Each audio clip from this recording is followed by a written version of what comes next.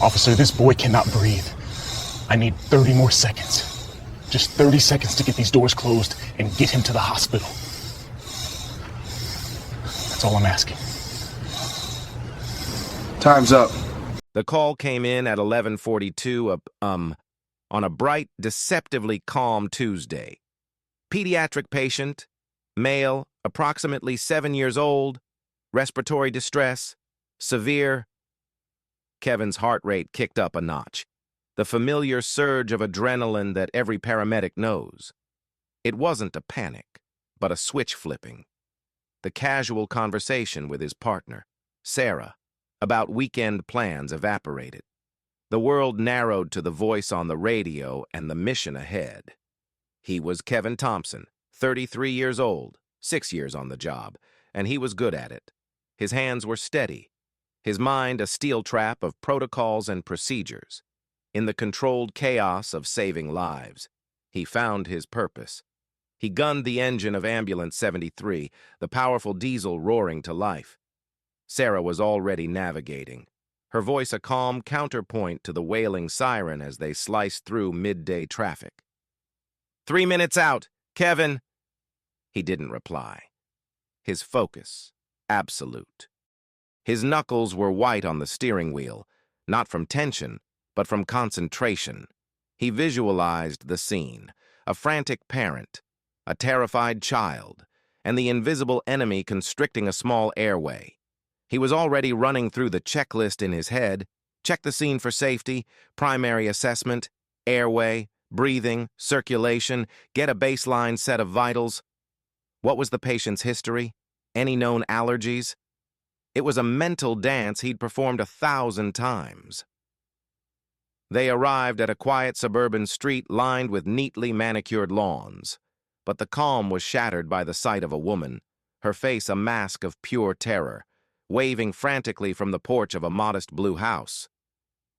Kevin pulled the ambulance to the curb, positioning it for a quick departure but also blocking a portion of the single traffic lane, a standard and necessary procedure to create a safe zone for them to work.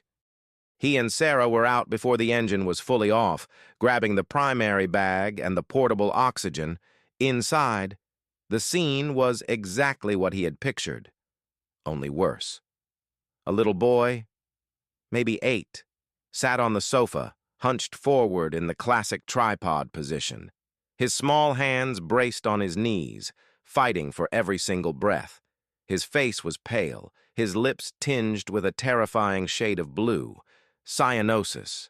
The sound was the worst part, a high-pitched, desperate wheezing with every attempted inhale. It was the sound of a body starving for oxygen. "His name is Leo," the mother sobbed, her hands fluttering uselessly around her son. "He has asthma. His inhaler, it's not working. He just kept getting worse." Kevin knelt in front of the boy, his voice calm and reassuring despite the storm raging in his chest. "Hey, Leo, my name's Kevin. We're going to help you breathe a little easier, okay?"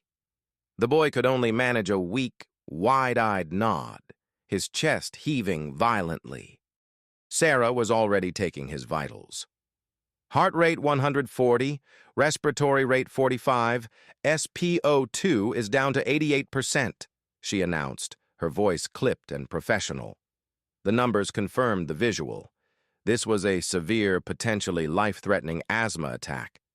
88% oxygen saturation was dangerously low.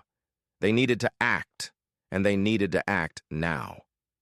"All right, let's start a continuous nebulizer with albuterol. Double dose," Kevin commanded, his hands already working with practiced efficiency. He pulled the pediatric mask from the bag, the clear plastic looking impossibly large for the boy's small face. He attached the tubing to the portable oxygen tank. "This is just some medicine to help open up your lungs. Leo, it's going to feel a little misty, like a cloud." He placed the mask over the boy's nose and mouth. The hissing sound of the medication-infused oxygen filled the quiet room. For a moment, all that existed was the triangle of Kevin, Sarah, and Leo. The mother's sobs faded into the background, the ticking clock on the wall, the sun streaming through the window. It was all irrelevant. All that mattered was the rise and fall of this child's chest and the number on the pulse oximeter. "Come on, buddy, take some deep breaths for me," Kevin coached gently. His eyes locked on the boy's face. He could see the struggle, the sheer effort it took for Leo to draw air past his constricted bronchial tubes. Every second felt like an eternity. The medication needed time to work, time to relax the spasming muscles in the boy's lungs. After a minute, that felt like an hour. Sarah checked the monitor again. SpO2 is up to 90%. Still working hard. But it's a start. It was a marginal improvement, but it was an improvement. It meant the medication was getting in. "Okay, we need to transport immediately," Kevin said, making the decision. "He needs steroids and further evaluation at the hospital. This isn't going to break in the field." They worked as a seamless unit. Sarah prepped the gurney while Kevin continued to coach Leo, keeping the mask firmly in place. "We're going for a ride in the ambulance. Leo, it's pretty cool. It has lots of lights." He scooped the small boy into his arms, carrying him with the practiced ease of a man who had done this hundreds of times, his other hand holding the oxygen tank and mask steady. The mother followed them, her face still etched with fear, but now with a flicker of hope. As Kevin stepped out of the front door and into the bright sunlight, carrying the gasping child, his focus was singular. Get this boy to the emergency room. He was a lifesaver in his element, a shield between a child and death. He had no idea that another man, a man with a badge and a profoundly different set of priorities, was about to step directly into his path and try to rip that shield away. As Kevin carefully placed Leo onto the gurney at the back of the ambulance, the familiar red and blue lights of a police cruiser flashed at the end of the block. He paid it little mind. Cops showing up at medical calls was routine. They helped with traffic control, scene security, or gathering information. They were part of the same team, a different department in the same business of public service. The cruiser pulled up slowly, parking behind the ambulance. Kevin was already inside the patient compartment with Leo and the mother, Sarah preparing to close the doors. The mission was everything. The world outside the ambulance was just noise. The police officer who stepped out of the cruiser was a man who seemed to have been carved from a block of rigid certainty. His name was Thorne, and he was 36 years old. He wore his uniform like armor, his movements precise and economical. He had the kind of short, military-style haircut that brooked no argument and sunglasses that made it impossible to see his eyes, turning him into an impersonal symbol of authority. He had been called to the scene not for the medical emergency, but for a minor fender bender that had happened a block away, a result of drivers being distracted by the ambulance's arrival. In his mind, the primary problem on this street was the disruption to the flow of traffic. The ambulance, parked as it was the cork in the bottle. He surveyed the scene with an air of detached annoyance. He saw the fire truck that had just arrived and was pulling to the opposite curb. He saw Kevin's ambulance. He saw a small line of cars trying to navigate around the emergency vehicles. He didn't see a child fighting for his life. He didn't see a paramedic administering critical care. He saw an obstacle. To Officer Thorne, the world was a series of problems to be managed, and the most efficient solution was always the correct one. Empathy was an inefficient variable.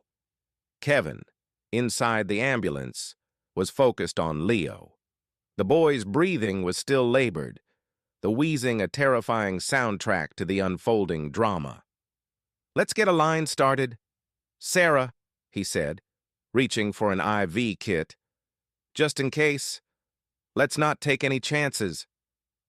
The mother was holding Leo's hand, murmuring reassurances to him. It was a sacred, terrifying space, a bubble of life and death urgency. That bubble was burst by a sharp, authoritative rap on the back door. Sarah, who was about to close it, paused.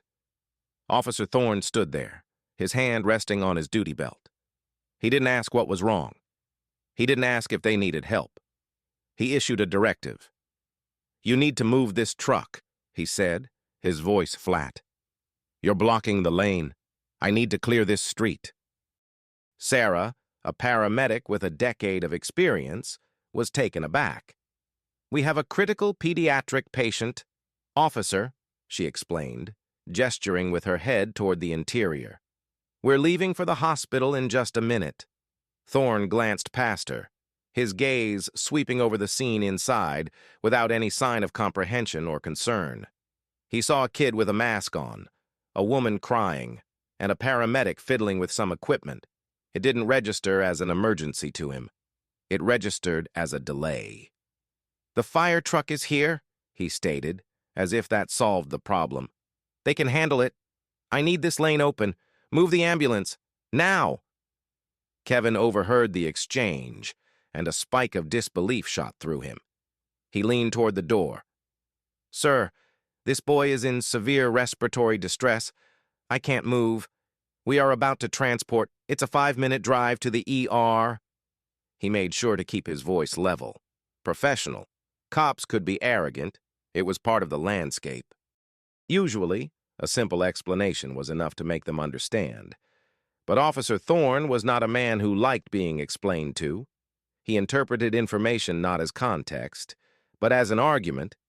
He saw Kevin's explanation as a challenge to his authority. "I don't care what you're about to do," Thorne snapped back, his voice hardening. "I gave you a lawful order. You are impeding an investigation and blocking a roadway. Move the vehicle, or I'll move it for you." The threat was unmistakable. He wasn't asking, he was commanding, and he was escalating a situation from a simple logistical issue into a direct confrontation. The clash of priorities was absolute. To Kevin, the single most important thing in the universe was the oxygen saturation of the child on his gurney. The flow of air into Leo's lungs was the only thing that mattered. To Officer Thorne, the single most important thing was the flow of traffic on this minor suburban street. The authority of his uniform and the sanctity of his command were paramount. The two worldviews were on a collision course, and neither man was prepared to back down. One was fighting for a life, the other was fighting for control. And in Thorne's mind, there was no question as to which was more important. The mother looked from the cold-faced officer to Kevin, her eyes wide with a new kind of fear. The man who was supposed to help was actively hindering the rescue of her son. The logic of the situation had fractured, and a new, terrifying reality was beginning to set in. "Sir, with all due respect, my patient's life is the priority right now." Kevin's voice was tight, a cord of professionalism stretched to its breaking point. He stood from his kneeling position beside Leo, moving to the back of the ambulance to face Thorne directly, keeping his body positioned between the officer and the child. "We will be gone in less than 2 minutes. The best way to clear this road is to let us leave." He was trying to appeal to reason, to the shared understanding that a human life outweighed a traffic jam. It was a principle he thought was universal among first responders. He was wrong. Thorne's posture became even more rigid. The mirrored sunglasses reflected a distorted image of Kevin, Sarah, and the ambulance's interior.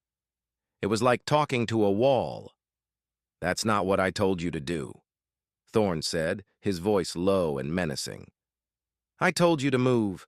Now, this is the last time I'm going to say it." Inside the ambulance, the air was thick with tension. The hiss of the nebulizer, the child's strained breathing, the mother's stifled sobs, and now, the officer's aggressive commands all blended into a symphony of crisis. Sarah looked at Kevin, her expression a mixture of disbelief and alarm. In all her years, she had never seen anything like it, never had a police officer actively interfered with patient care. "I am not abandoning my patient," Kevin said, his words clear and deliberate. He wasn't yelling. He wasn't being aggressive. He was stating a fact, a line he would not cross. He turned his back on Thorne, a definitive gesture that said the conversation was over. He knelt back down beside Leo. "How's he doing, Sarah?" he asked, his focus snapping back to the only thing that mattered. "Vitals are holding, but no major improvement. We need to go," she urged, her eyes darting nervously toward the officer. The decision was made. "Okay, Mom, I need you to sit up front with Sarah. Sarah, get in the driver's seat. Let's roll." Sarah nodded and moved to shut the heavy rear doors. But before she could, Thorne stepped forward, planting his hand firmly on one of the doors, stopping it from closing. "You're not going anywhere until you move this vehicle out of the lane," he said, his voice now dangerously quiet. "You think you're above the law?" This was the moment everything tipped over the edge. The situation had moved from unreasonable to utterly surreal.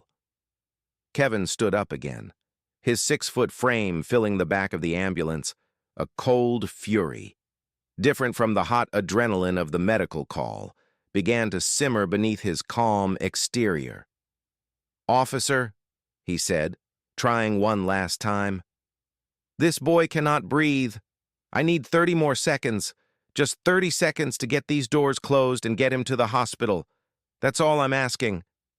It was a plea. It was a bargain. It was an appeal to the last shred of common sense and human decency he hoped the officer possessed. 30 seconds. The time it takes to tie a shoe. The time it takes for a traffic light to change. In 30 seconds, they could be on their way, and Leo could be in an emergency room getting the definitive care he desperately needed. The request hung in the air, a final bridge between cooperation and catastrophe. Thorne didn't even consider it. The plea for time was, in his mind, the ultimate act of defiance. Kevin wasn't just refusing an order. He was now trying to dictate the terms. The challenge to his authority was now explicit. Thorne's ego, a fragile and easily provoked thing, took complete control. He saw Kevin not as a fellow first responder, but as a subject who was resisting, and he knew exactly how to deal with that. "Time's up," Thorne growled. He reached past Sarah, his hand grabbing the front of Kevin's uniform. "You're obstructing! You're under arrest!" The words were so absurd, so disconnected from the reality of the situation, that for a split second, Kevin couldn't process them. Arrest? For what? For doing his job? For refusing to leave a child who was suffocating? The mother screamed, a sharp, piercing sound of pure horror. Leo, already terrified, began to cry, the weak, wheezing sobs making his breathing even more difficult. The sound seemed to break a spell for Kevin. This wasn't a negotiation anymore. This was an attack. He didn't resist, but he braced himself, planting his feet. "You can't do this," he said, his voice a low growl of disbelief. "There is a child's life at stake." Thorne seemed to relish the statement. It was the final confirmation he needed that he was in the right, that this paramedic was an arrogant rule breaker. "I can and I will," Thorne said, and with a powerful tug, he began to haul Kevin out of the back of the ambulance, away from his equipment, away from his partner, and away from the small, gasping boy whose life he was trying to save. The 30 seconds Kevin had begged for were gone, replaced by a nightmare that was just beginning. The raw physicality of the moment was shocking. Officer Thorne was strong, his movements fueled by a surge of righteous anger. He yanked Kevin out of the ambulance with a force that sent him stumbling onto the asphalt. The bright sunlight was blinding after the shaded interior of the truck. The peaceful suburban street had become a combat zone. Kevin instinctively tried to regain his balance, a move that Thorne immediately interpreted as resistance. "Stop resisting!" Thorne shouted, the command a sharp crack in the air. It was a classic, self-fulfilling prophecy of police escalation. Treat someone like they are resisting, and their natural reactions to being manhandled will be framed as resistance. Kevin wasn't fighting back. He was trying not to fall flat on his face, but in Thorne's world, the narrative was already set. He spun Kevin around, slamming him against the side of the ambulance. The metallic boom echoed down the street. The vehicle that had been a sanctuary moments before was now a cold, hard wall. Thorne forced Kevin's arms behind his back, twisting one of them high up toward his shoulder blades, causing a sharp, searing pain. Kevin gritted his teeth, his mind reeling. This couldn't be happening. He was a paramedic. He was on a call. He was in uniform. "My patient!" Kevin yelled, turning his head to look back at the ambulance. He could see Sarah's horrified face in the doorway.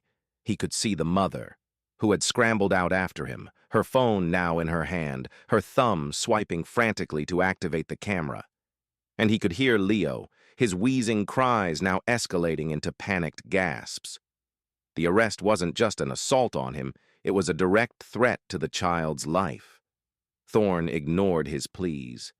He was in his element now, the world of physical dominance and control. He cinched the first handcuff around Kevin's right wrist, the metal biting coldly into his skin. The ratcheting sound was brutally loud, a definitive punctuation mark on the end of reason. Click, click, click. He pulled the second arm back, wrenching Kevin's shoulder, and snapped the other cuff on. Click, click, click. The sound was obscene, an act of violence layered over the sound of a child struggling to breathe. "What are you doing? He was helping my son." The mother, whose name was Maria, screamed at Thorne. Her voice trembled, but she held her phone up, the lens pointed directly at them. "I'm filming this! You're a monster!" Thorne shot her a venomous glare. "Ma'am, step back or you'll be next. This man is obstructing a police investigation." He was creating the crime as he went along. The investigation was the fender bender down the street. The obstruction was Kevin's refusal to abandon a critical patient. It was a fortress of lies built on a foundation of ego. With Kevin now in custody, Thorne seemed to have achieved his primary objective. He shoved Kevin toward his patrol car. "You have the right to remain silent," he began. The words recited in a rushed, dismissive monotone. The Miranda warning, a shield for the accused, felt like a final insult. Kevin's mind, trained to stay calm in crisis, was desperately trying to salvage the situation. "Sarah," he called out, his voice strained. "Forget me! Get him to the hospital! Go!" He was cuffed. He was being arrested. But his duty as a paramedic hadn't ended. His last act before being shoved into the back of a police car was to give an order to save his patient. Sarah, who had been frozen in shock, was galvanized into action by Kevin's command. She gave Thorne one last look of pure contempt, slammed the ambulance doors shut, and scrambled into the driver's seat. The siren, which had been off, shrieked back to life. The ambulance lurched away from the curb, its tires squealing as it sped down the street, finally on its way to the emergency room, but now one paramedic short. Thorne watched it go, a flicker of something, perhaps satisfaction on his face. He had won. He had asserted his authority. The obstacle had been removed. He opened the back door of his cruiser and pushed Kevin inside. The back seat was hard, unforgiving plastic. The air was stale. A thick cage of plexiglass separated him from the front. As the door slammed shut, the sound was deafeningly final. He was trapped. He was no longer a paramedic. He was a prisoner. He looked out the window. Maria was still there, phone held high, tears streaming down her face as she watched the ambulance disappear in one direction and the man who tried to save her son be driven away in the other. Two firefighters from the newly arrived engine were now walking toward Thorne, their expressions a mixture of confusion and concern. They had just witnessed a cop arrest a medic in the middle of a pediatric emergency. The clean, simple lines of their shared world of public service had just been violently blurred. Kevin rested his head back against the hard seat, the metal of the handcuffs digging into his wrists. He closed his eyes, and all he could hear was the ghost of a child's wheezing, a sound that he knew would haunt him long after the cuffs came off. The drive to the precinct was short and silent. Officer Thorne didn't speak a word. He turned on the radio, filling the car with the crackle of dispatch calls, a wall of noise to block out the presence of the man in his back seat.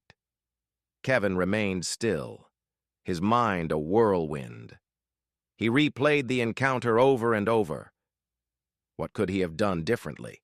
Should he have moved the ambulance? The thought was a betrayal of his training, his ethics, his entire being. The protocol was clear. You do not interrupt critical patient care, period. To have done so would have been malpractice. He had made the right choice, the only choice, and for that, he was in handcuffs. They pulled into the sally port of the 4th Precinct, the secure garage where prisoners were brought in. A heavy metal door rolled down behind them, shutting out the daylight and sealing them in a box of concrete and steel. The air immediately felt colder. Thorne got out, opened Kevin's door, and pulled him out with the same rough impatience he'd shown on the street. "Let's go," he muttered. Walking into the booking area was a disorienting, humiliating experience. Kevin had been in this precinct dozens of times before, but always through the front door. He'd come to give reports, to coordinate with officers on cases, to share a cup of bad coffee while waiting for a patient to be discharged from the nearby hospital. He knew some of the cops by name. They were colleagues. Today, he was brought in through the back in chains, a piece of human evidence to be processed.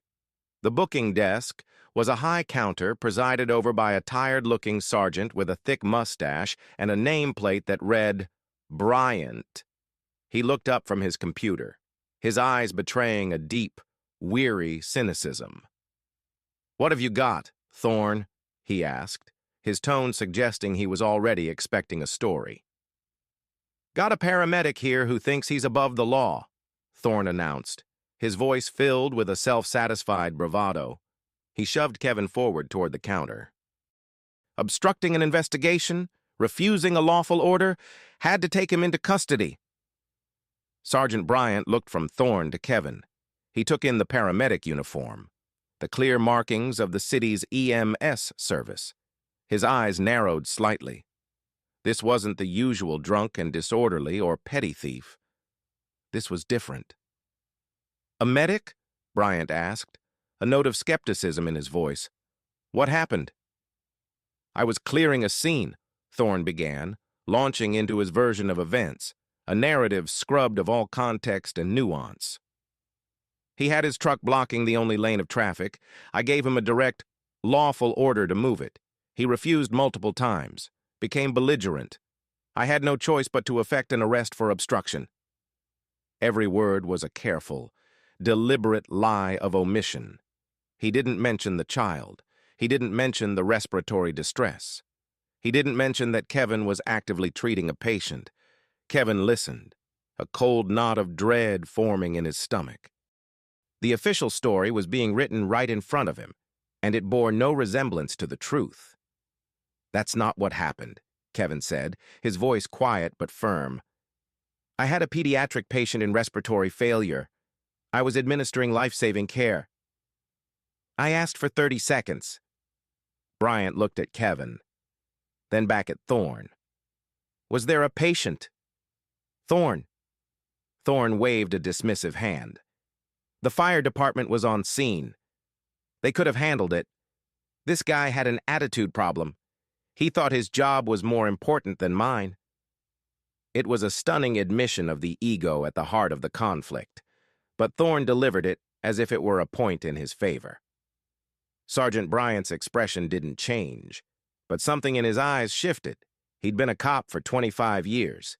He knew the difference between a real threat and a bruised ego. He'd seen officers like Thorne before, young, aggressive, and convinced their badge gave them absolute authority in every situation. "All right," Bryant said slowly, his gaze lingering on Kevin. "Let's get him processed. Empty your pockets." The next hour was a systematic stripping away of his identity. Kevin was made to place his personal belongings into a large manila envelope. His wallet, his keys, his phone, the tools of his trade, shears, a penlight, a stethoscope, were logged as potential weapons. He was photographed, his face blank under the harsh fluorescent lights. He was fingerprinted. The black ink a greasy, staining reminder of his new status as an accused criminal. Every step of the process was designed to make him feel powerless, to reduce him from a respected professional to a number in a system. He was no longer paramedic Kevin Thompson. He was booking number 734-B. He was allowed one phone call. He didn't call his wife. He didn't want to scare her yet. He called his station supervisor, a man named Frank. He explained the situation in a low, steady voice, the facts sounding even more insane when spoken aloud in the sterile environment of the precinct. Frank was silent for a long moment, the only sound the static on the line. "Stay put. Kevin," Frank finally said, his voice grim. "Don't say another word to anyone. I'm making some calls. We're coming to get you." After the call, he was led to a small, concrete holding cell. The heavy metal door clanged shut, the sound echoing the finality he'd felt in the police car. He sat down on the hard bench. The cell smelled of disinfectant and despair. He looked at his wrists, now free of the cuffs but red and raw where the metal had dug in.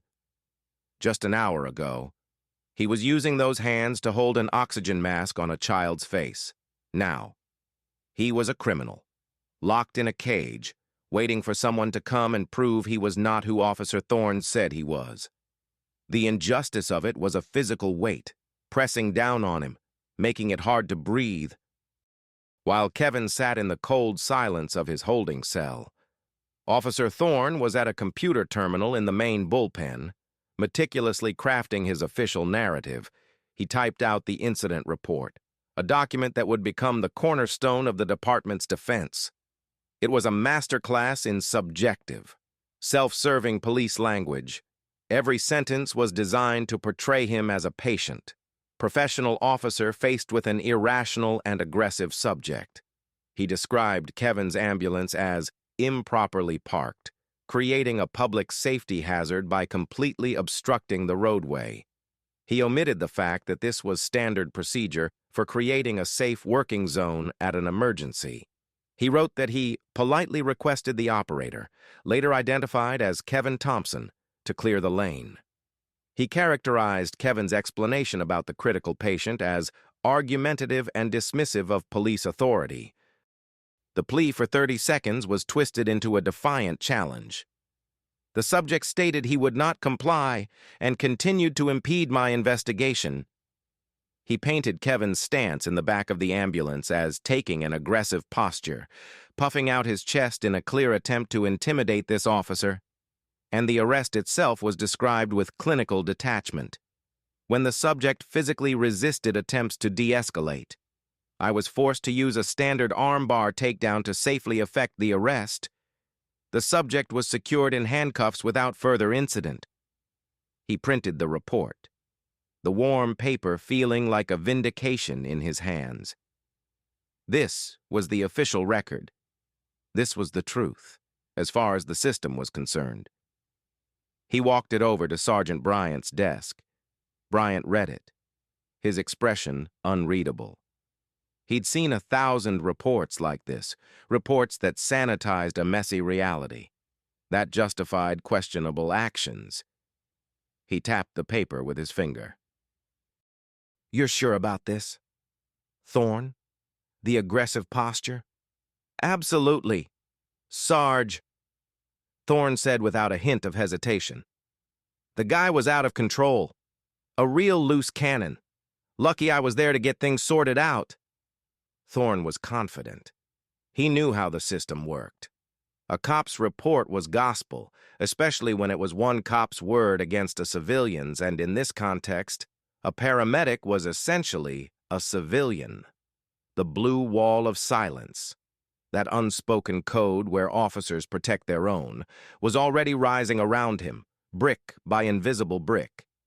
His confidence was bolstered when his direct supervisor, Lieutenant Miller, arrived.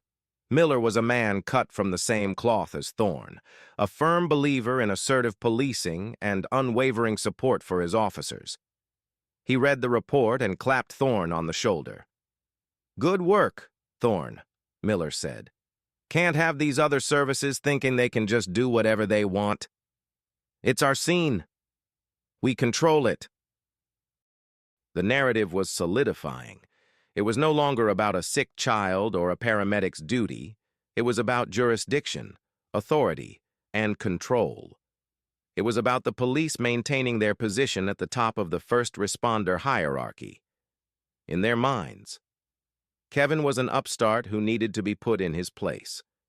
The initial reaction from the precinct's leadership was exactly what Thorne had counted on: automatic, unquestioning support for one of their own against an outsider.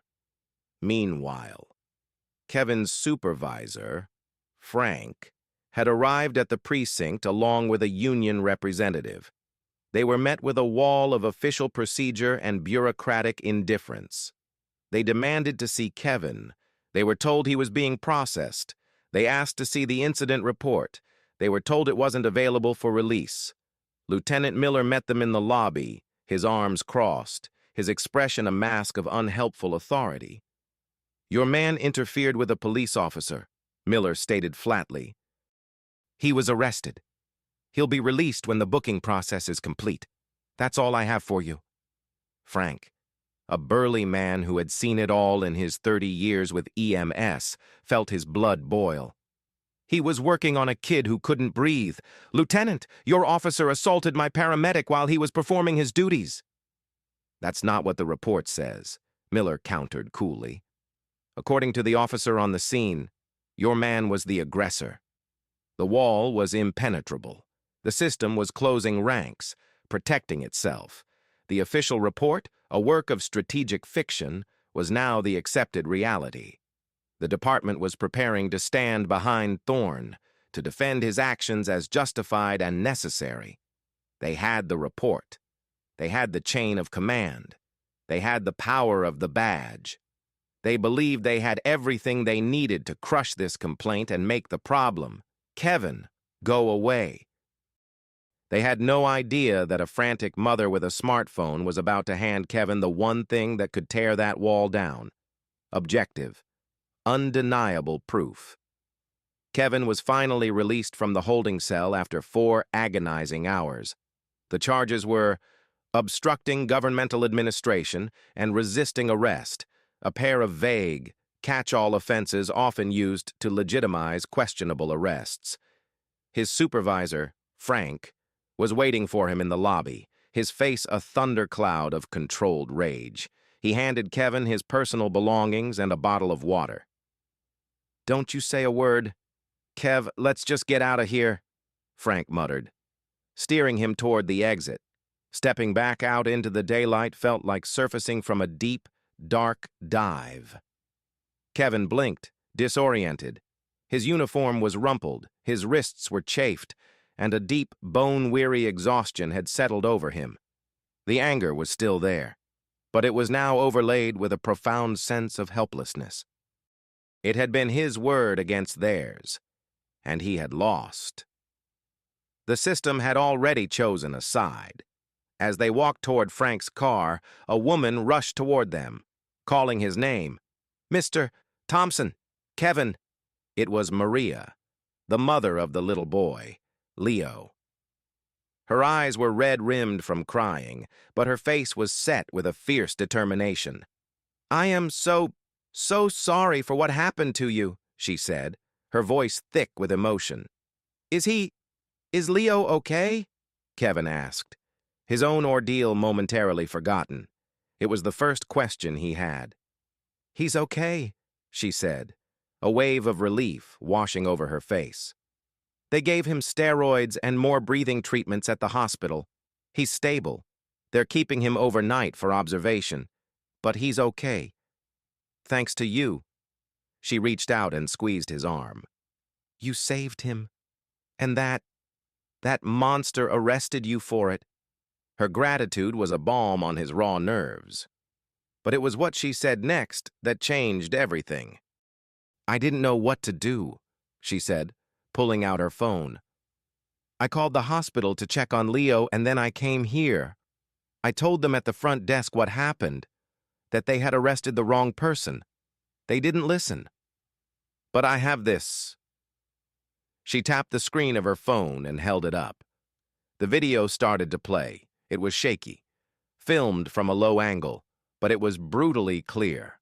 It showed Officer Thorne yanking a uniformed paramedic from the back of an ambulance.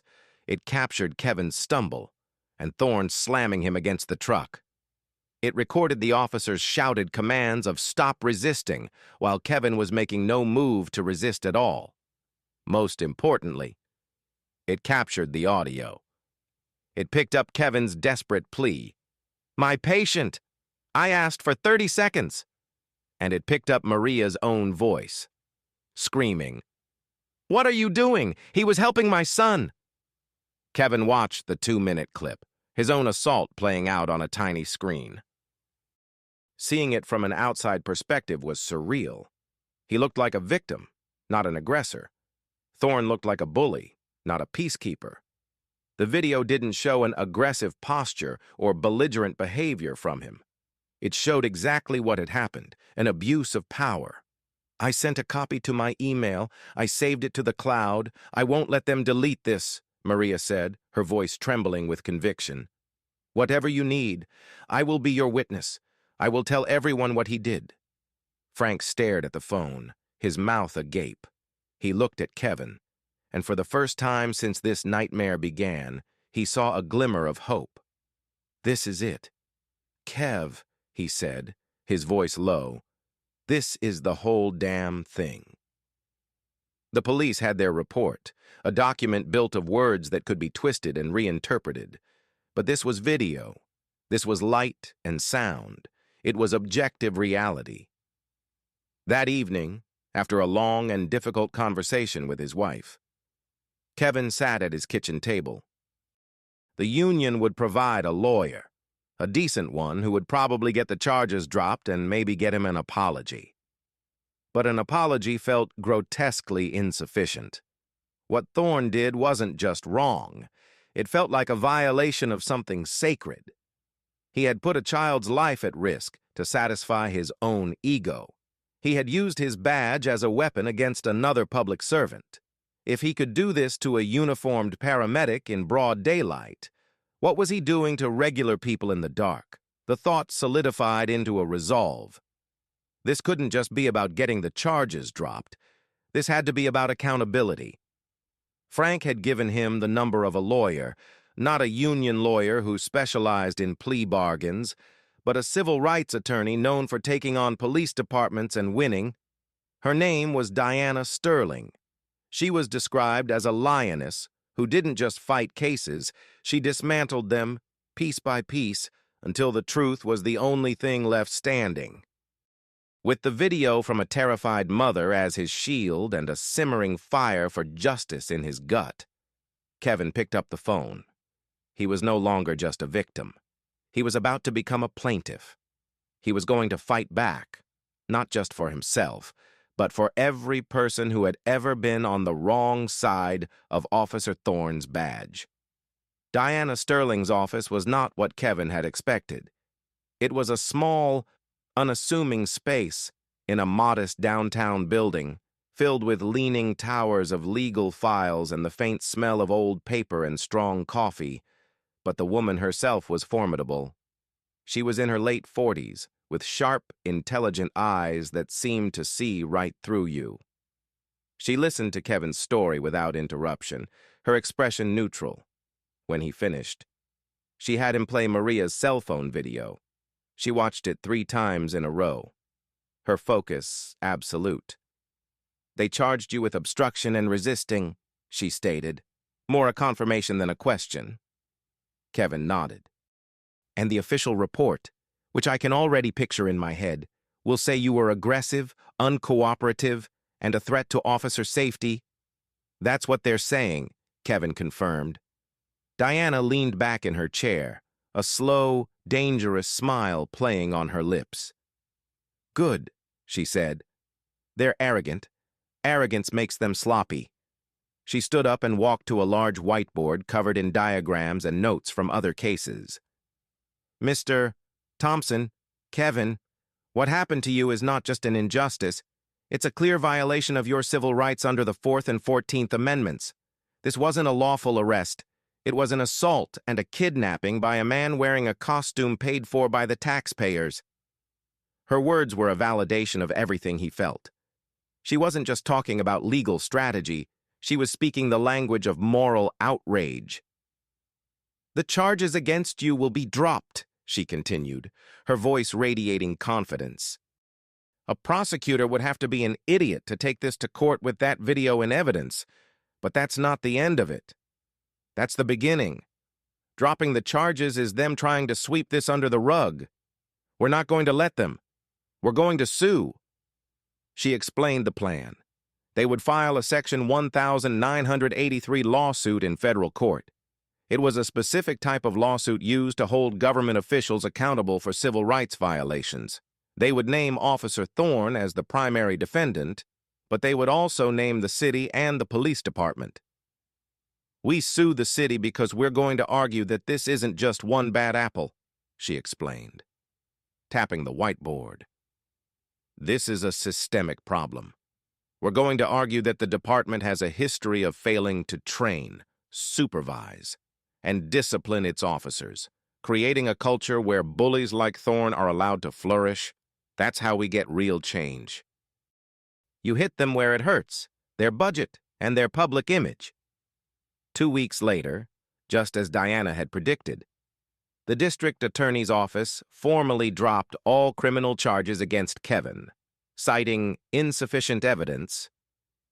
The police department issued a terse press release stating that the incident was the result of a misunderstanding during a chaotic emergency scene, and that Officer Thorne remained on active duty pending a standard internal review.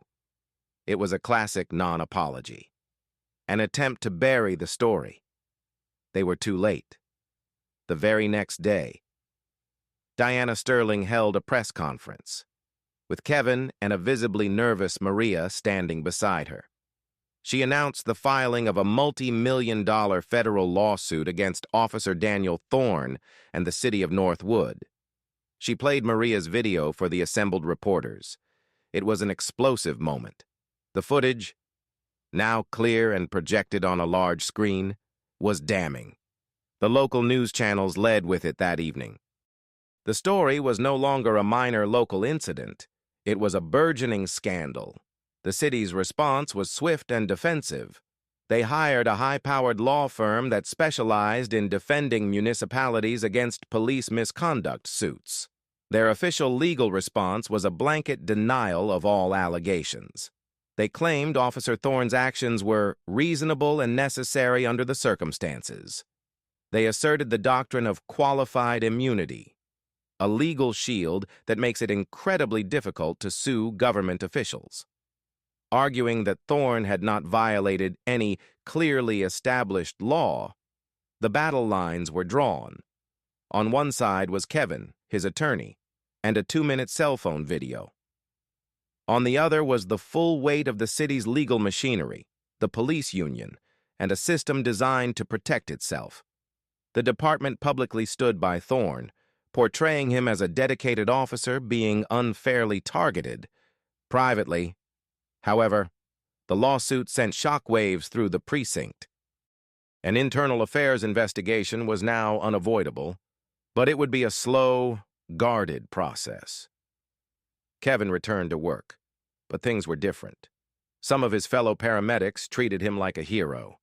Others looked at him with a new wariness, afraid of the controversy he was dragging into their world.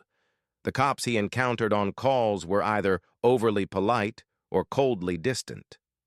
He was now a marked man, the medic who sued a cop. But any doubts he had were erased every time he thought of Leo gasping for air, or the cold click of the handcuffs on his wrists. He had crossed a line, and there was no going back. The lawsuit was filed. The process of discovery, the legal phase where each side is allowed to demand evidence from the other, was about to begin.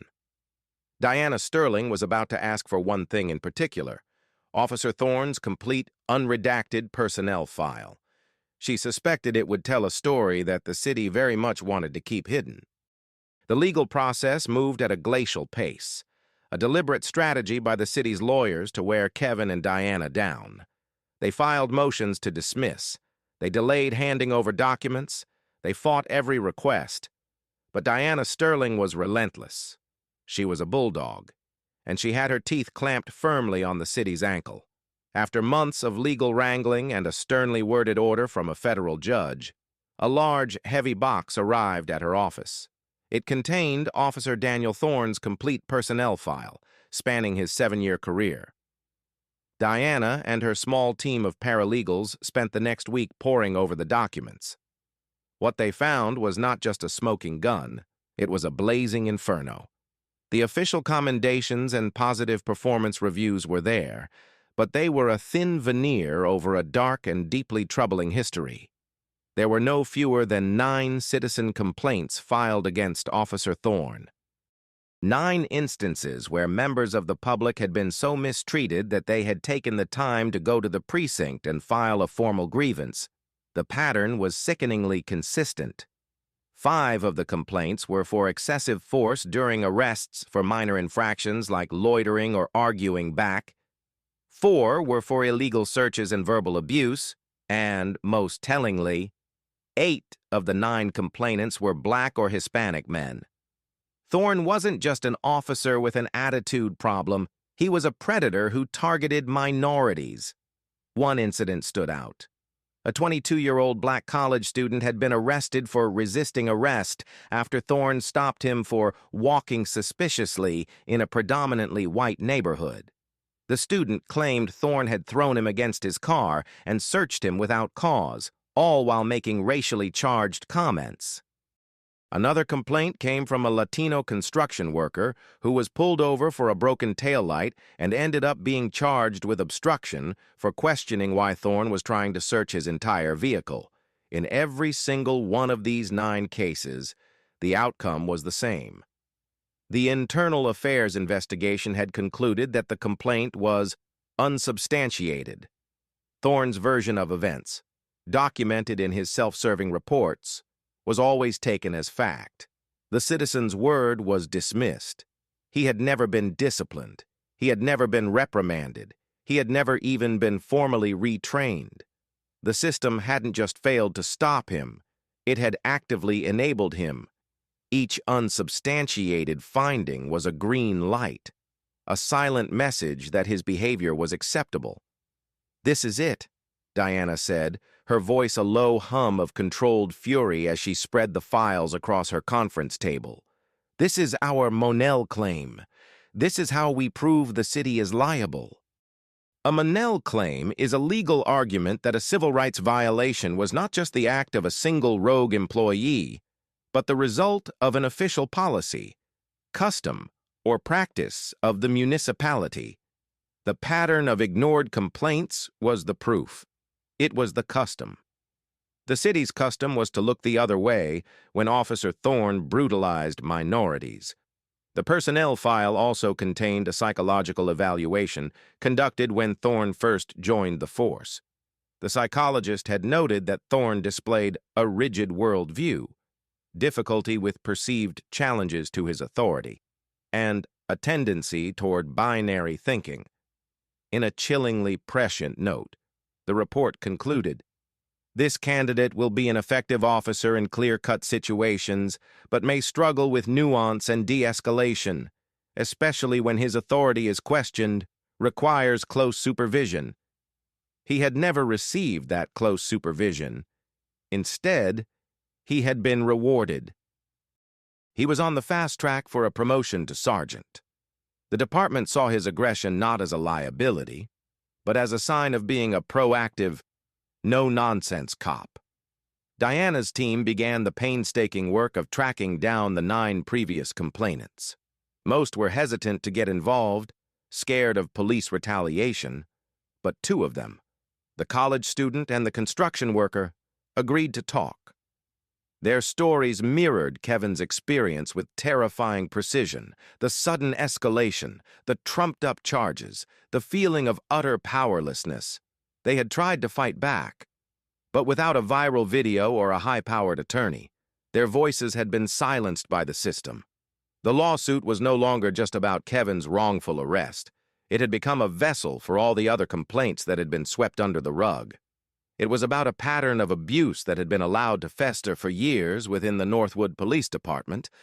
Diana Sterling now had the ammunition she needed. The next step was to confront the man himself. She scheduled his deposition. It would be the first time Officer Thorne would be forced to answer questions under oath, not just to his friendly supervisors, but to a lawyer who now knew all his secrets. The deposition took place in a sterile conference room at a neutral law firm. It was a formal legal proceeding, though without a judge or jury. A court reporter sat at one end of the long table, fingers poised over a stenotype machine, ready to record every word. Kevin was there, sitting beside Diana Sterling, his presence a silent, constant reminder of the day in question. Across the table sat Officer Thorne and his 2 lawyers from the city's firm. Thorne looked confident, almost smug. He was dressed in a crisp suit, his posture as rigid as ever. He clearly saw this as a nuisance, a box to be checked before his inevitable exoneration. Diana began calmly, her questions seemingly innocuous. She asked him to state his name, his rank, his years of service. She had him describe his training in de-escalation and emergency response protocols. Thorne answered in a clipped, professional tone, the model of a competent officer. He was comfortable, believing this was a simple review of the facts as he had written them in his report. Then, Diana shifted. "Officer Thorne," she said, her voice hardening slightly. "Let's talk about the incident on May 17th. You stated in your report that Mr. Thompson's ambulance was improperly parked. Are you familiar with EMS protocols for establishing a safe zone at an active medical scene?" "I'm not an expert on their protocols," Thorne said dismissively. "I am an expert on traffic law. He was blocking the road." "So, in your expert opinion, the free flow of traffic was the most pressing issue on that street at that moment?" Diana asked, her pen tapping softly on a legal pad. "It was a public safety hazard," Thorne insisted. "My job is to ensure public safety. Is a 7-year-old child in the middle of a life-threatening asthma attack not also a public safety issue? Officer?" The question was a sharp jab. Thorne's lawyer shifted in his seat. "Objection," he said. "Argumentative." "Noted," Diana said, not missing a beat. "Officer, did you at any point assess the child's medical condition yourself?" "That's not my job," Thorne snapped. "That's what the paramedics are for. My job was to clear the scene." "And in your attempt to clear the scene, you physically removed the primary paramedic who was actively treating that child. Is that correct?" "He was being uncooperative," Thorne said, his voice rising. "He refused a lawful order." This was the core of his defense, the phrase he clung to like a life raft. Diana let the statement hang in the air for a moment before she moved in for the kill. She slid a document across the table. It was the complaint from the college student he had arrested 3 years prior. Officer, do you recall an arrest you made on March 22, 2021 involving a Mr. David Chanel? Thorne glanced at the paper, his composure flickering for the first time. I make a lot of arrests, he said evasively. This one involved a charge of resisting arrest. The original stop was for walking suspiciously. In your report from that incident, which I have right here, she said, tapping another folder, you stated that Mr. Chanel refused lawful orders. Does that phrase sound familiar to you? Thorne's jaw tightened. It's standard terminology. Diana then slid another complaint across the table, this one from the construction worker. And how about the arrest of Mr. Ricardo Vargas? Your report states he, too, refused lawful orders. It seems to be a common occurrence in your arrests, particularly when the subject questions your authority, and particularly when the subject is not white. Objection, Thorne's lawyer interjected loudly.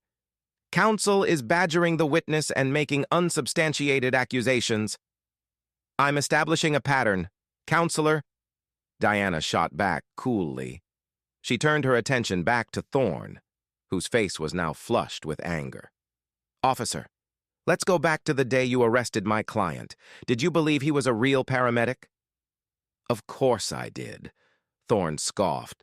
So you believed he was a trained medical professional in uniform in a marked ambulance, telling you he was in the middle of a life-or-death emergency?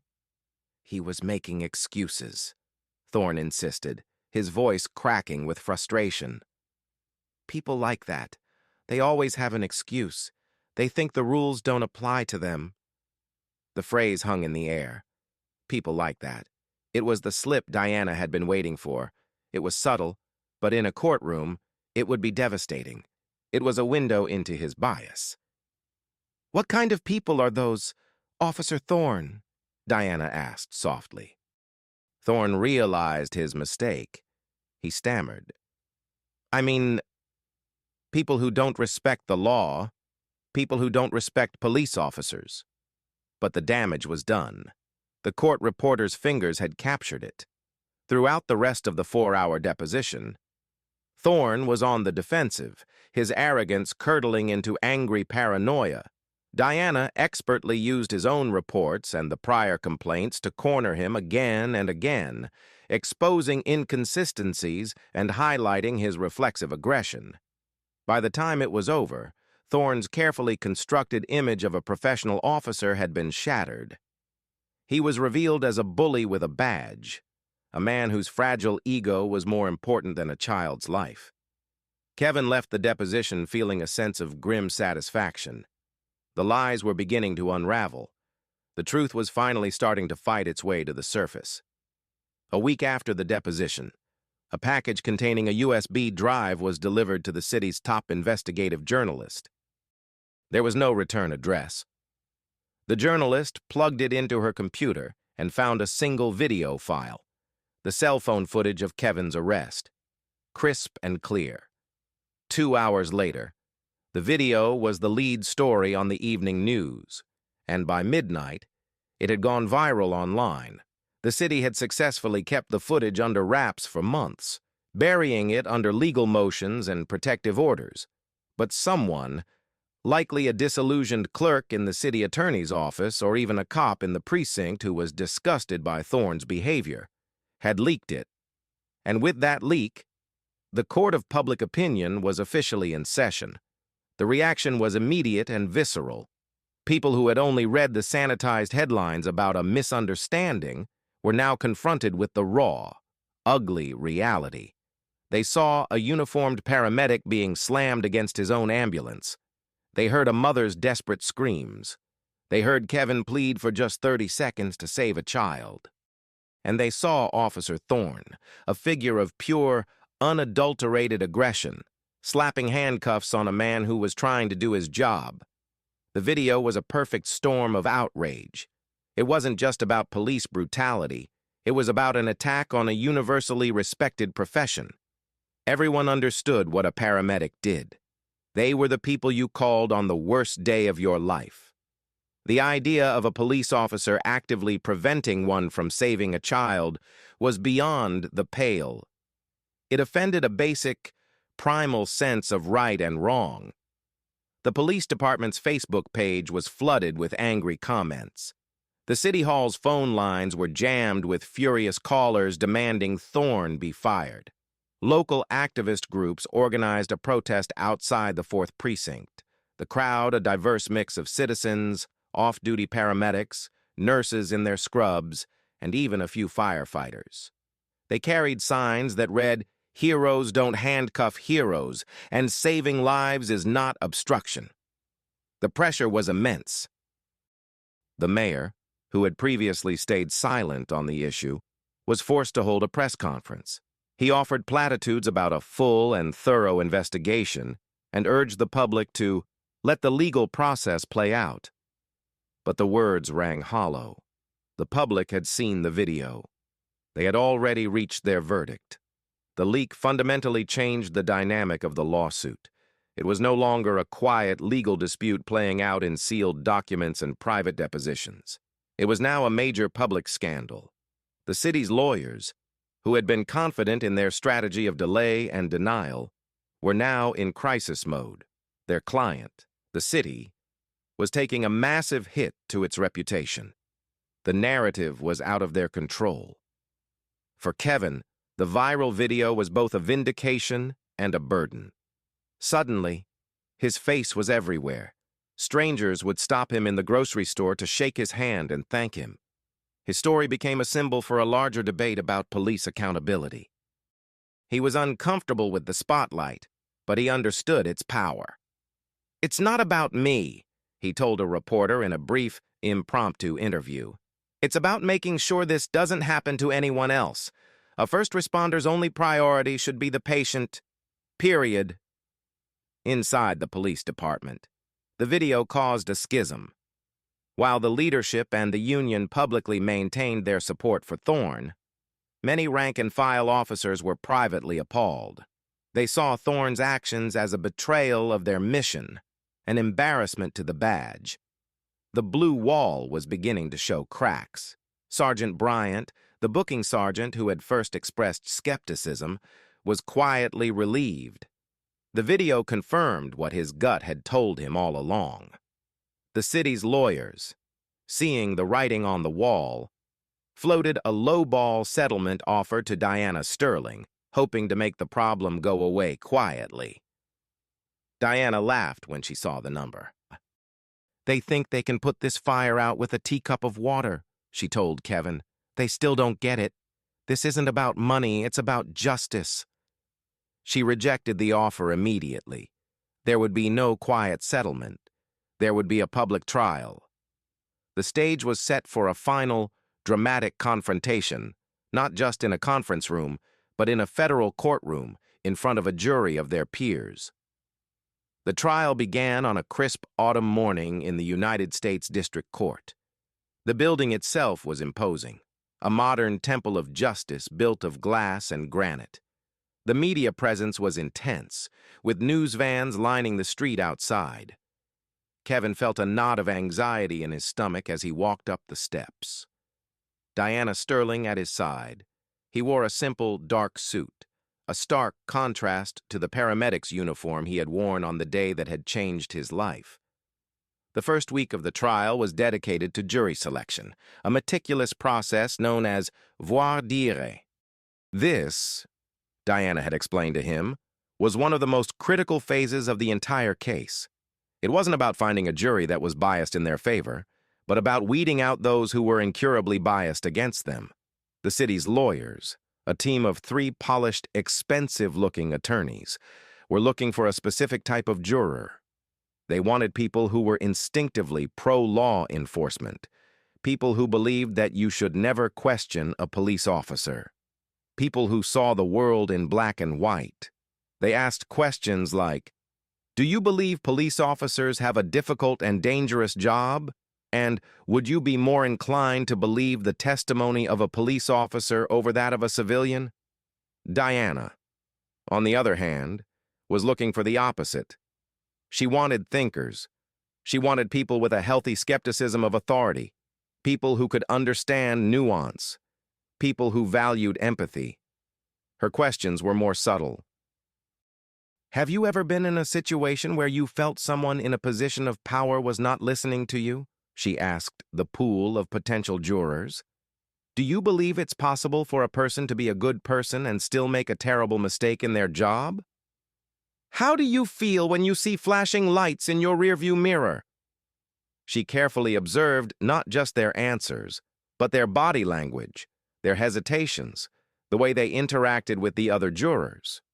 She excused a retired military man who said he believed any order from a cop should be followed without question.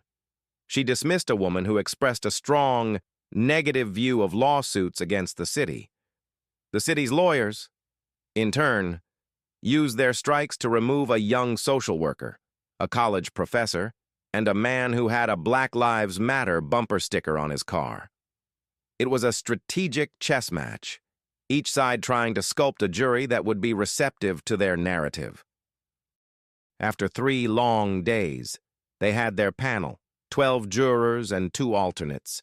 It was a diverse group. There was a retired mailman, a young IT professional, a middle-aged mother who worked as a school administrator, a quiet hardware store owner, and an ER nurse. The ER nurse, in particular, was a calculated risk for both sides. The city worried she would sympathize with a fellow medical professional. Diana worried she might be jaded by her own experiences and too quick to judge.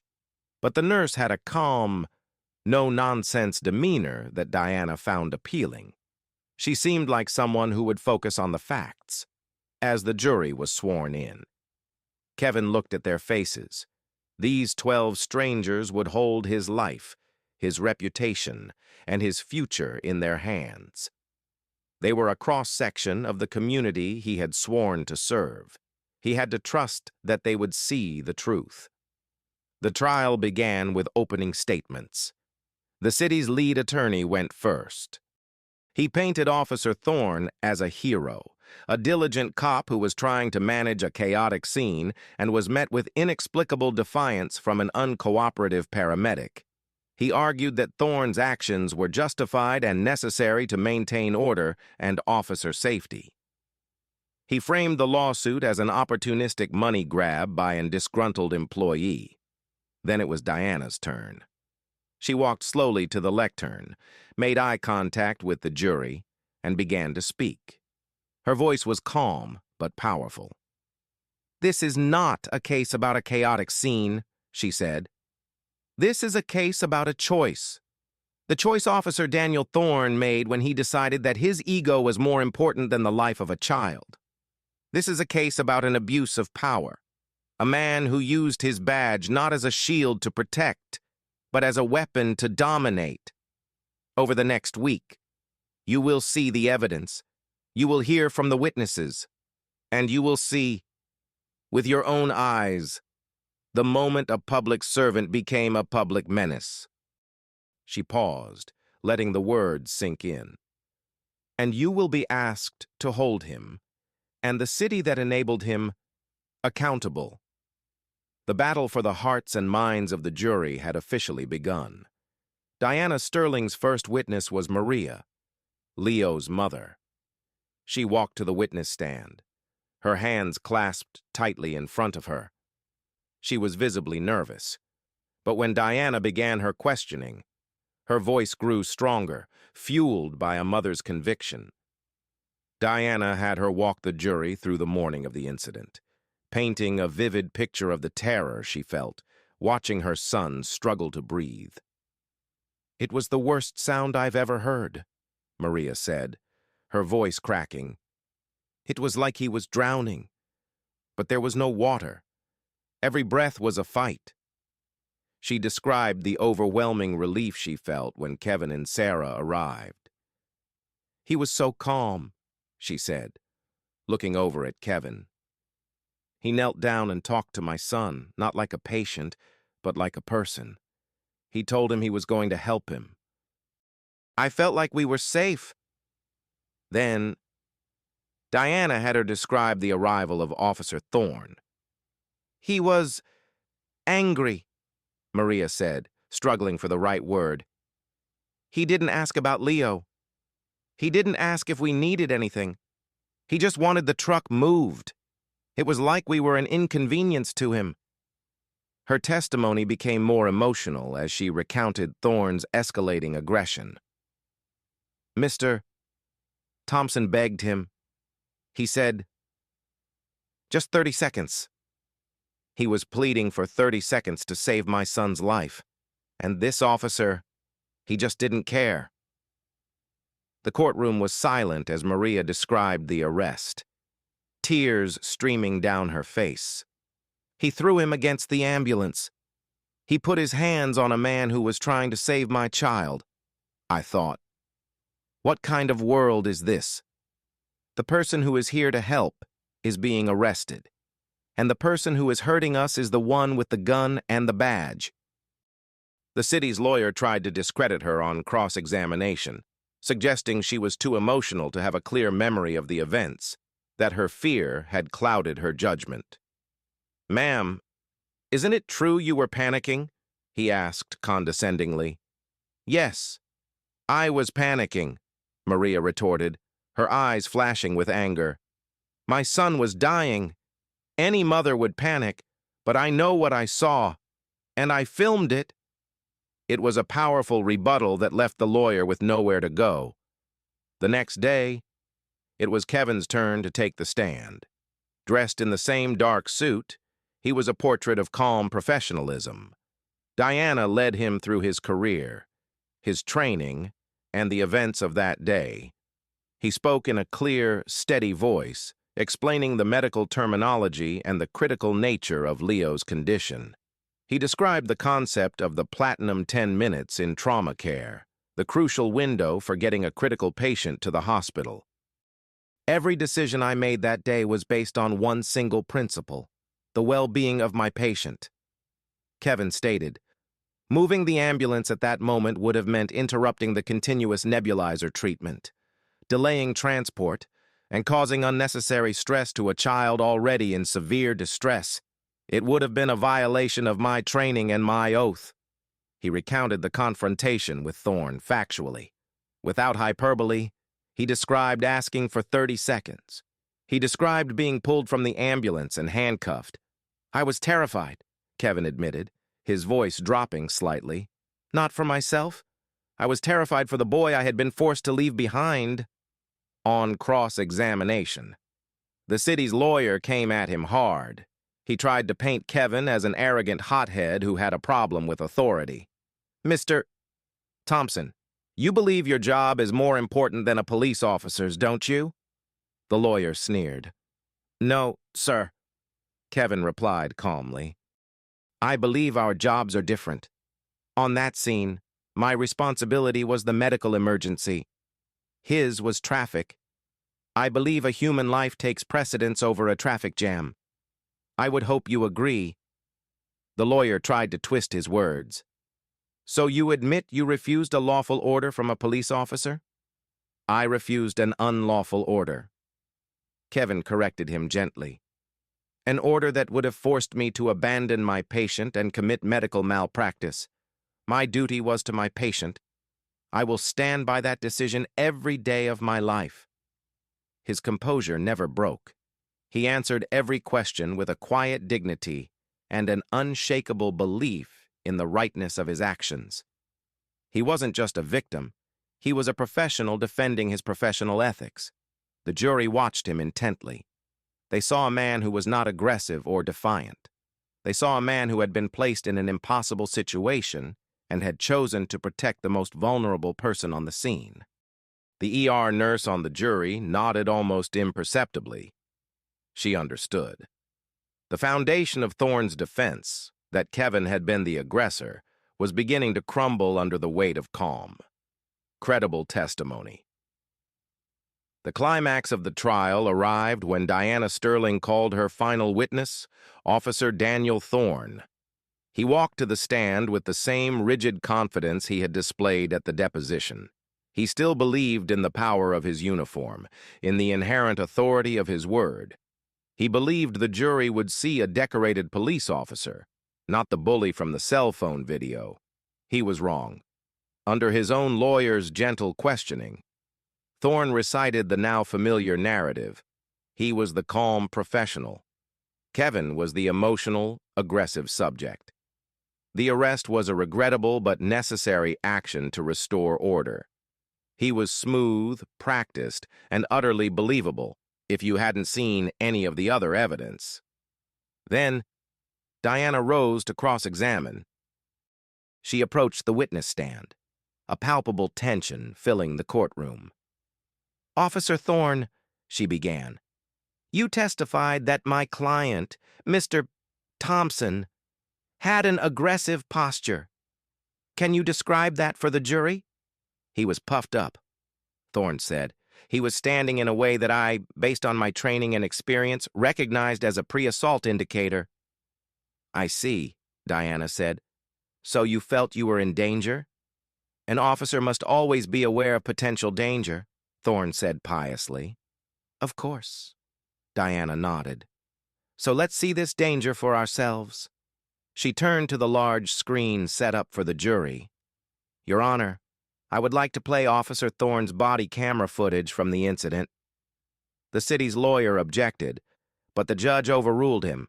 The courtroom lights dimmed slightly. The footage flickered to life. The jury saw the scene from Thorne's point of view. They heard his own heavy breathing. They saw him approach the ambulance.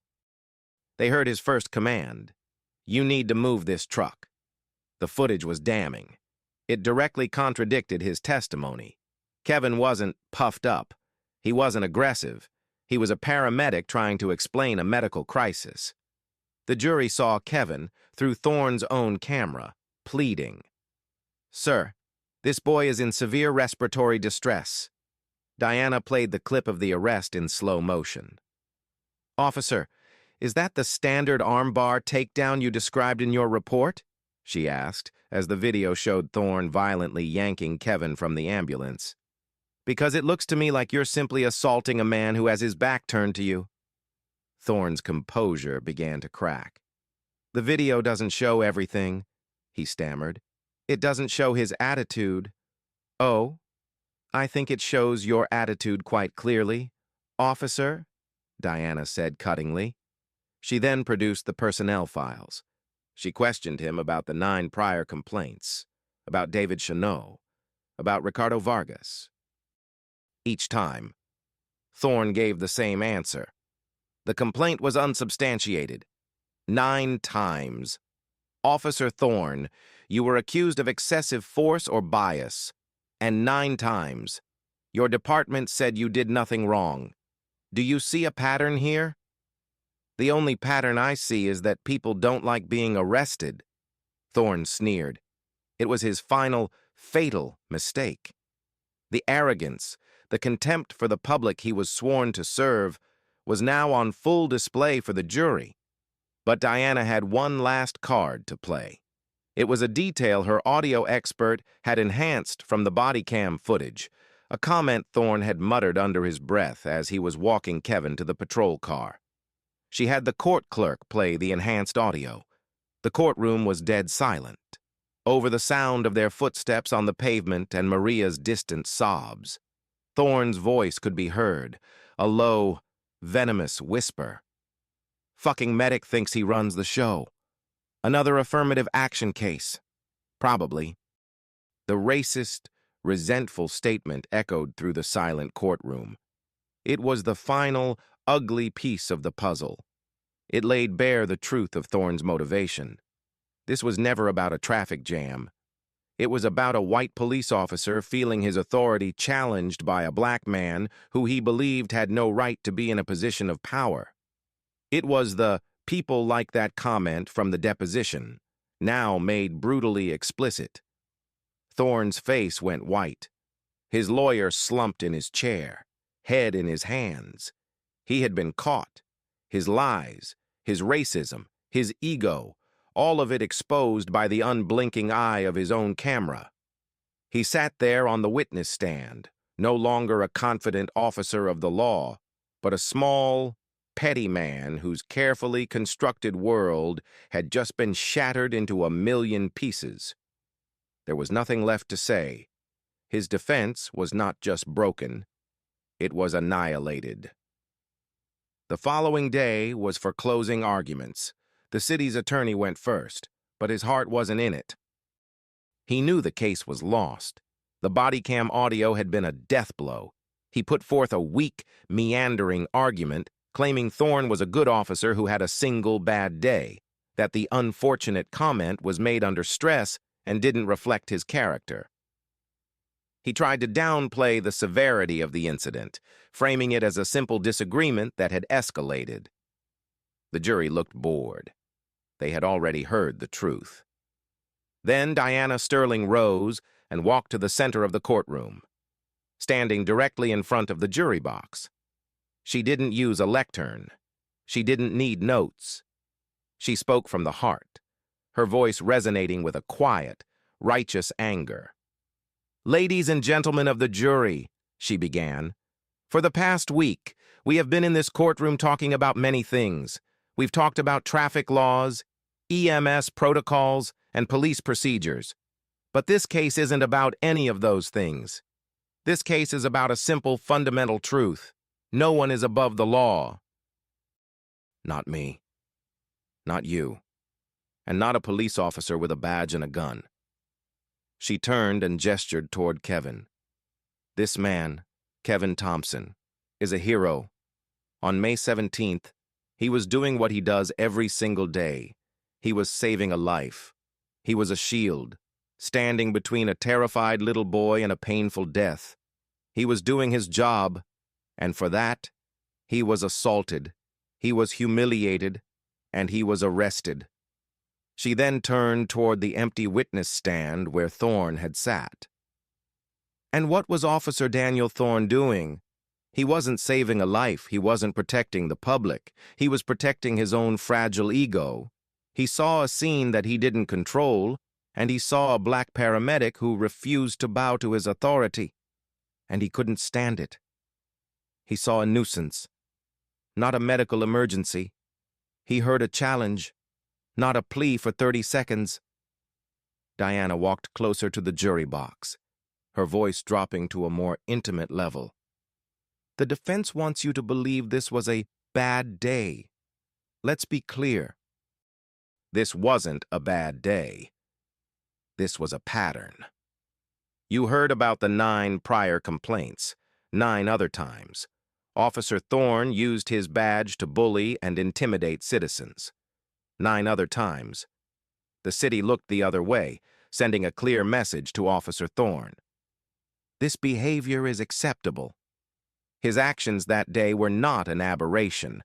They were the predictable result of a system that failed to hold him accountable time and time again." She paused, letting the weight of that sink in. "We heard his own words, words he muttered when he thought no one was listening. Another affirmative action case. That single, ugly phrase tells you everything you need to know. This was not about a blocked lane of traffic. This was about prejudice. This was about a man who looked at a hero and saw something less. Your verdict in this case will do more than just compensate Kevin for the violation of his rights," Diana concluded, her voice rising with passion. "Your verdict will send a message. It will send a message to the city that they cannot ignore a pattern of abuse. It will send a message to every police officer that the badge is a sacred trust, not a license for tyranny. And it will send a message to every citizen that in this courtroom, in this country, justice is for everyone, even for the heroes who get handcuffed." She held their gaze for a long moment, then walked back to her seat. The courtroom was utterly still.